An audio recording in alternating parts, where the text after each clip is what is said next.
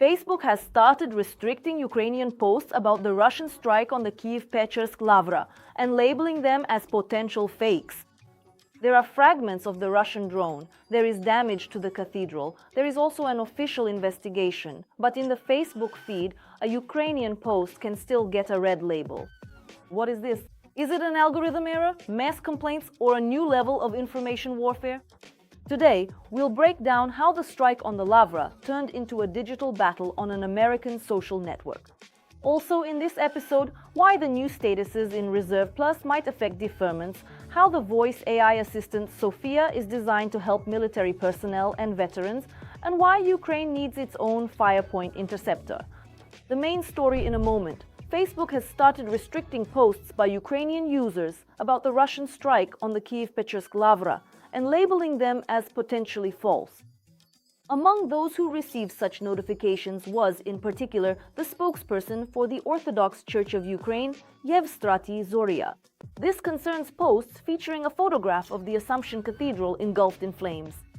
According to texty.org.ua, after such a label, the social network pushes the publication lower in the feed, stops recommending it to other users, and restricts its monetization.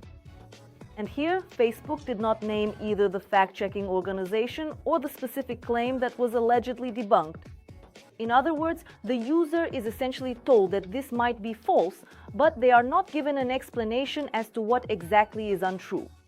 The security service of Ukraine confirmed that the Kyiv-Pechерsk Lavra was hit by a Russian version of a Shahed-type drone.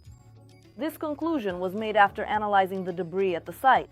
Investigators determined that the strike on the monastery complex occurred at 1:50 a.m. on June 15th during a massive attack on Kyiv. The roof structures, domes, walls, and glazing of the cathedral were damaged. There were no fatalities or injuries specifically on the territory of the Lavra. So, we have this kind of paradox. There are physical fragments of the Russian drone, there is an official investigation, even damage, as well as photo and video evidence. But Ukrainian posts about this are starting to get restricted. Before we get to the main topic, subscribe to Focus. We analyze not only the news itself, but also the mechanics. Who is promoting it, who is slowing it down, and who might benefit from it. So after the strike, Russia began to deny responsibility. Russian entities spread the version that the Lavra could have been damaged by a Ukrainian Patriot missile. This version was refuted by Ukrainian officials and military communicators. Yuri Inat stated that the Russian fake about the Patriot was launched almost immediately, even before a complete picture of the event appeared in the Ukrainian information space. The Center for Countering Disinformation also reported on a large-scale Russian campaign surrounding the strike on the Lavra.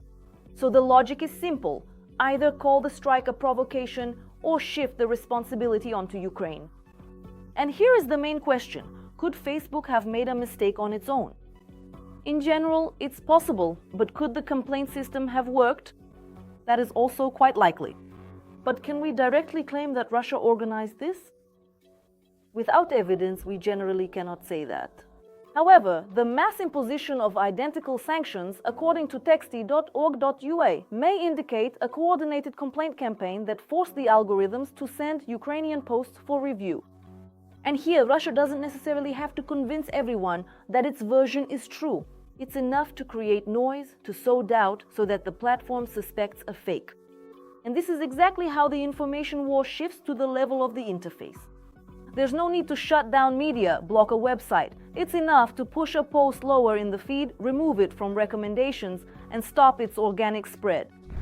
And while a global platform decides what to show users, Ukrainian state digital systems are also starting to influence people's lives much more than before. We're talking about Reserve Plus. The app has updated how the military registration category is displayed. Now, in the electronic military registration document, it's clearer who is liable for military service, who is a reservist, and who is a conscript.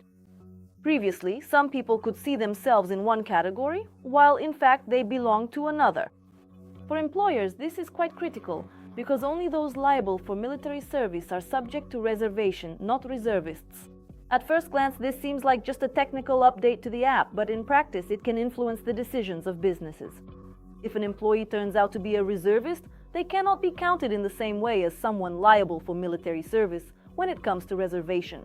Specialized HR resources are already warning employers employee lists need to be checked again because the status in the document directly affects the possibility of reservation.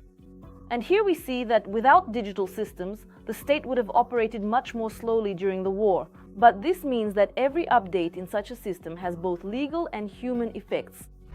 And now we move on to the voice AI assistant Sophia. In the Kyiv region, preparations are underway to launch this assistant, which is intended to help servicemen, veterans, families of fallen defenders, as well as families of prisoners of war and those missing in action. It is planned to make it available around the clock, accessible via an app and by phone call. On June 26th, a memorandum was announced with the law firm Legal Network. Lawyers are expected to participate in the formation and ongoing updating of the assistant's legal knowledge base. So the idea is not just for the bot to give some kind of answer, but for veterans or the families of servicemen to be able to quickly receive clear information about statuses, benefits, payments, social guarantees, and the procedures for obtaining services. A preliminary presentation of Sophia is planned for August. Ukraine is looking for ways to reduce its dependence on scarce Patriot missiles. According to Reuters, the Ukrainian defense company Firepoint plans to begin production of the first interceptors for the Freya system by the end of the year. The goal is to create a European anti-ballistic system with a Ukrainian missile and European components. The Patriot remains Ukraine's key means of defense against ballistic missiles. But Patriot missiles are expensive, scarce, and global demand for them is only increasing. And Firepoint wants to make interception cheaper and more widespread. Reuters materials mention interceptors as part of the future Freya system, but it is also stated directly. The missile is only one part of the complex. Radars, a fire control system, and data transmission channels are also needed. And of course, a homing head. This is where it's important not to exaggerate. Of course, this won't be a Ukrainian Patriot arriving tomorrow, nor a magic button against ballistic threats. It's more about an attempt to enter the most complex class of defense technologies, intercepting ballistic targets. And even partial success could change the economics of air defense.